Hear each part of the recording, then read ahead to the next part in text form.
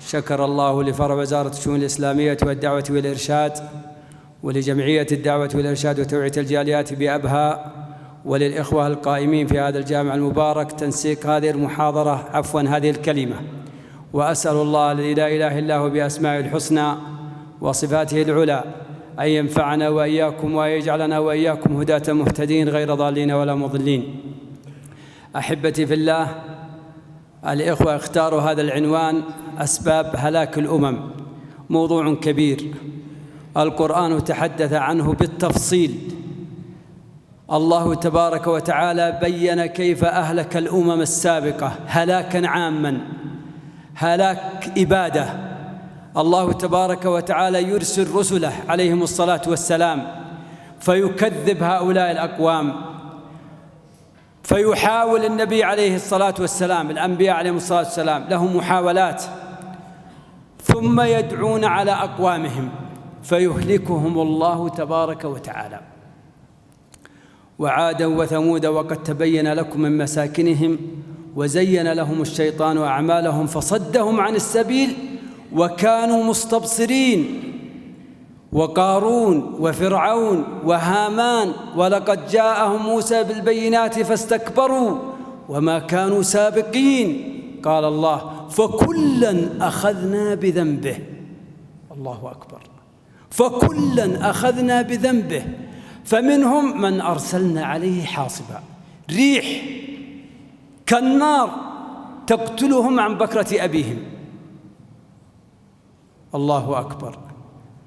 سخرها عليهم 7 ليال و8 أيام حسوما فترى القوم فيها صرعى كأنهم أعجاز نخل خاوية.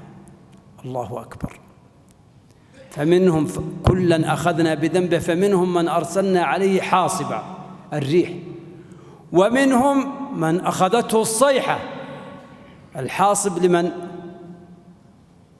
لعاد قوم هود، والصيحة لثمود قوم صالح عليه الصلاة والسلام. ومنهم من خسفنا به الأرض، قارون الذي تجبر وتكبر وتغطرس وأصابه الغرور وخرج إلى قومه في زينته وقد أعطاه الله من الأموال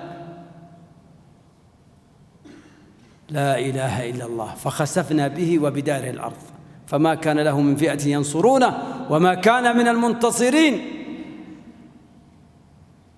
ومنهم من خسفنا به الأرض ومنهم من أغرقنا، لأنها بالترتيب، يعني جاءت العقوبات بالترتيب على نفس الأقوام: عاد، ثمود، قارون، فرعون، هامان. فأغرق الله فرعون وهامان وأغرقهم في لحظات، حتى قال بعض المفسرين أنه دخل في البحر أكثر من 800,000 فأطبق عليهم البحر فأهلكهم عن بكرة أبيهم. هذا مثال. وضرب الله مثلا قرية كانت آمنة مطمئنة يأتيها رزقها رغدا من كل مكان، مكة وقريش، فكفرت بأنعم الله فأصابها الله. وضرب الله مثلا قرية كانت آمنة مطمئنة يأتيها رزقها رغدا من كل مكان فكفرت بأنعم الله فأذاقها الله لباس الجوع والخوف بما كانوا يصنعون. لقد كان لسبأ في مسكنهم آية، جنتان عن يمين وشمال، كلوا من رزق ربكم واشكروا له. فأعرضوا فأرسلنا عليهم سيل العرم وبدلناهم بجنتين ذواتي أكل خمط وأثل وشيء من سدر قليل، ذلك جزيناهم بما كسبوا وهل نجازي إلا الكفور. وقالوا ربنا باعد بين أسفارنا وظلموا أنفسهم. لا إله إلا الله. قال الله فمزقناهم كل ممزق. هذه أمثلة، وإلا القرآن مليء بهذه النماذج والعياذ بالله التي كفرت، كذبت، طغت، ظلمت، هذه كلها أسباب هلاك، فأهلكهم الله تبارك وتعالى. الهلاك يا أيها الأحبة هلاكان: الهلاك العام الإبادة، هذا كان متى؟ قبل مبعث النبي صلى الله عليه وسلم، يأتي الرسول ويأتي النبي يدعو أقوامه إلى الخير لا يؤمنون فيدعو عليهم فيهلكهم الله. لكن لما جاء محمد صلى الله عليه وسلم سأل ربه 3 أسئلة أو طلب من ربه 3 أمور: ألا يهلك هذه الأمة بسنة، وألا يسلط عليها عدوا من غير أنفسها يستأصل شافتها، فاستجاب الله له الأولى والثانية، وألا يجعل بأسها بينها، فلم تجب له هذه الدعوة. ولذلك هذه الأمة بأسها بينها، الله المستعان، القتل والسلب والظلم. إذن هذه يا أيها الأحبة الهلاك العام، وهناك الهلاك الخاص الذي يكون لبعض الأقوام، لبعض المجتمعات، لبعض الأفراد حينما يخرجون على الطريق وعن الصراط المستقيم. الذي يجمع هذا كله أن كل من رفض الحق وأباه ولم يتبعه فهو هالك، وكل من استجاب لله ولرسله عليهم الصلاة والسلام وانقاد لأمر الله فهو الذي سينجو. هذا باختصار، وإلا هناك أسباب كثيرة قد دونت بعضها ولكني لا أريد الإطالة عليكم وفقكم الله. فهناك أسباب كثيرة، من هذه الأسباب الطغيان، وأنه أهلك عادا الأولى وثمود فما أبقى وقوم نوح من قبل إنهم كانوا هم أظلم وأطغى، الطغيان والظلم. التكذيب، وقوم نوح لما كذبوا الرسل أغرقناهم كدأب آل فرعون والذين من قبلهم كذبوا بآيات ربهم فأهلكناهم بذنوبهم. الأمر الثالث الشذوذ الذي حصل في قوم لوط، والذين كانوا يأتون الذكران من العالمين. قال عز وجل: فلما جاء أمرنا جعلنا عاليها سافلها وأمطرنا عليهم حجارة من سجيل منضود مسومة معلمة، كل واحد مكتوب اسمه على الحجر الذي سيكتبه، مسومة عند ربك وما هي من الظالمين ببعيد. اللوطية يوم خرجوا عن الفطرة ووقعوا في هذه الفاحشة المنكرة التي يتقزز منها الحيوان،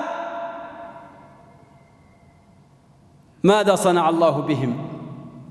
رفع قراهم حتى سمعت الملائكة بكاءهم، ثم قلبها، ثم أمطرهم الحجارة. هذا هو جزاء من خرج على الفطرة. ومثل ذلك نقول لهؤلاء دعاة المثليين والشاذين. من هذه الأسباب الفسوق والبطر والأشر، كما مر معنا: وإذا أردنا أن نهلك قرية أمرنا مترفيها، أمرناهم بالطاعة فعصوا. المترفون هؤلاء هم الذين سيفعلون المنكرات وهم سيتبعهم غيرهم والعياذ بالله، الذين يبددون في الأموال، والذين والعياذ بالله لا يحمدون الله على نعمه. وإذا أردنا أن نهلك قرية ماذا؟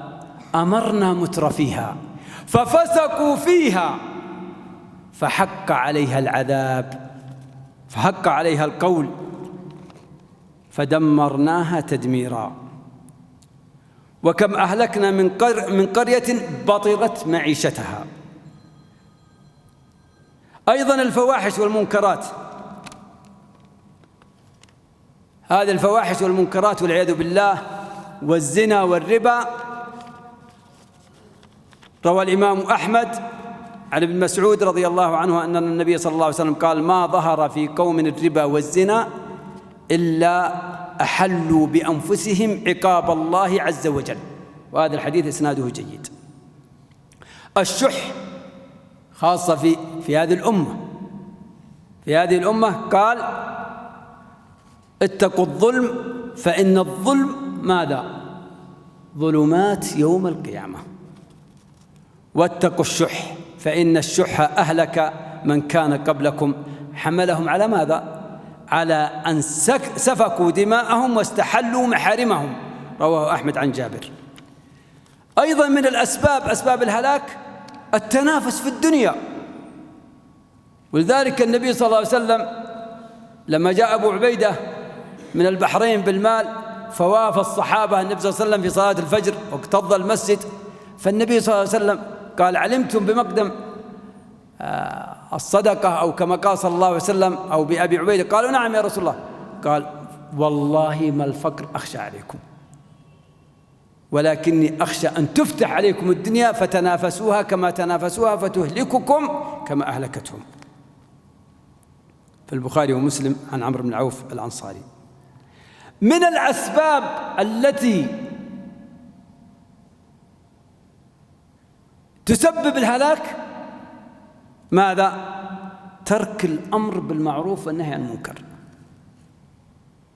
ترك الأمر بالمعروف والنهي عن المنكر. لتأمرن بالمعروف ولتنهون عن المنكر أو لو يوشكن الله أن يصيبكم بعذاب من عنده ثم تدعونه فلا يستجاب لكم.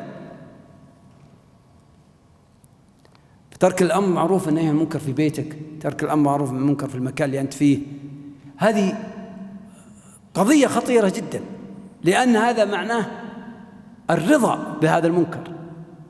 فالمؤمن كما أخبر صلى الله عليه وسلم من رأى منكم منكرا فليغيره بيده، فاللي بيستطيع بلسانه، فاللي بيستطيع بقلبه، وذلك أضعف الإيمان. وفي الحديث قال عليه الصلاة والسلام ثم أنه يخلف من بعد ذلك خلوف يقولون ما لا يفعلون ويفعلون ما لا يؤمرون فمن جاهدهم بلسانه فهو مؤمن ومن جاهدهم بيده فهو مؤمن ومن جاهدهم بقلبه فهو مؤمن وليس وراء ذلك حبة خردل من إيمان. مثل القائم على حدود الله والواقع فيها كمثل قوم استهموا على سفينة فأصاب بعضهم أعلاها وبعضهم أسفلها فكان الذين في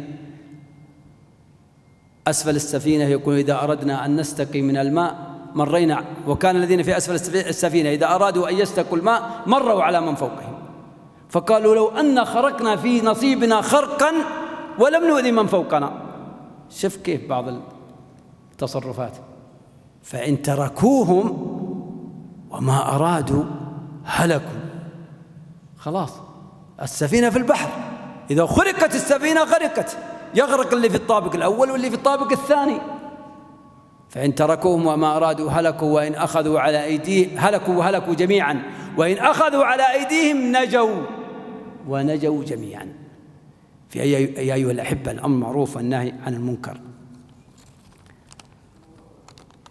أيضا من أسباب الهلاك كثرة الخبث.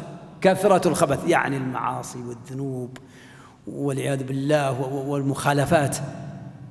تقول زينب استيقظ صلى الله عليه وسلم ويقول ويل للعرب من شر قد اقترب، ويل للعرب من شر قد اقترب، قد فتح اليوم من ردم يأجوج ومأجوج مثل هذا وحلق بالإبهام والتي تليها. فقالت يا رسول الله أنهلك وفينا الصالحون؟ قال نعم إذا كثر الخبث. إذا كثر الخبث. فنعوذ بالله من الخبث ونعوذ بالله من المعاصي ونعوذ بالله أن نخالف أمر الله وأمر رسوله صلى الله عليه وسلم. يا أيها الأحبة من يستطيع أن يدافع عن نفسه لو جاءه من الله عز وجل قارعة مصيبة عذاب؟ أحد يستطيع أن يوقف الرياح إذا هبت أو المطر إذا نزل أو الأرض إذا تزلزلت أو الأمراض الفتاكة إذا انتشرت؟ من يستطيع أن يقاومها؟ لكن يستطيع أن يتصل بالله عز وجل، يستطيع أن يتوب وأن يعود وأن يستغفر وأن يصدق مع الله عز وجل. وأهل القرى ولو أن أهل القرى آمنوا واتقوا. الإيمان والتقوى. فالإيمان والتقوى نجاة بإذن الله، العودة إلى الله سبحانه وتعالى نجاة، الأمر بالمعروف والنهي عن المنكر نجاة، البعد عن الفواحش والربا والزنا والظلم والعياذ بالله نجاة. أسأل الله الذي لا إله إلا هو أن يحفظنا وإياكم من بين أيدينا ومن خلفنا وعن أيماننا وعن شمائلنا ومن فوقنا، ونعوذ بعظمته أن نغتال من تحتنا. اللهم احفظنا بحفظك، وتولنا بولايتك، واهدنا بهدايتك، ووفقنا بتوفيقك، واسترنا بسترك، واحرسنا بعينك، واكلأنا برعايتك، واحفظنا بعنايتك. اللهم إنا نسألك الهدى والتقى والعفاف والغنى. اللهم ردنا إليك ردا جميلا. اللهم إنا نعوذ بك من الفقر، ونعوذ بك من العذاب، ونعوذ بك من النكال، ونعوذ بك من المصائب والفتن ما ظهر منها وما بطن. اللهم احفظنا في إيماننا، اللهم احفظنا في إسلامنا، اللهم احفظنا في عقيدتنا وأخلاقنا وقيمنا. اللهم احفظنا بحفظك يا حفيظ يا عليم. اللهم إنا نسألك العفو والعافية والمعافاة الدائمة في الدين والدنيا والآخرة. اللهم عافنا في أجسادنا وأولادنا وأموالنا. اللهم إنا نسألك رضاك فارض عنا. اللهم ارض عنا رضا لا سخط بعده. اللهم إنا نعوذ بك من شرور أنفسنا وسيئات أعمالنا. اللهم إنا نسألك يا حي يا قيوم يا ذا الجلال والإكرام رحمتك وفضلك وكرمك وإحسانك وجودك، إنك على كل شيء قدير. والله تعالى أعلم، وصلى الله على نبينا محمد وعلى آله وصحبه أجمعين.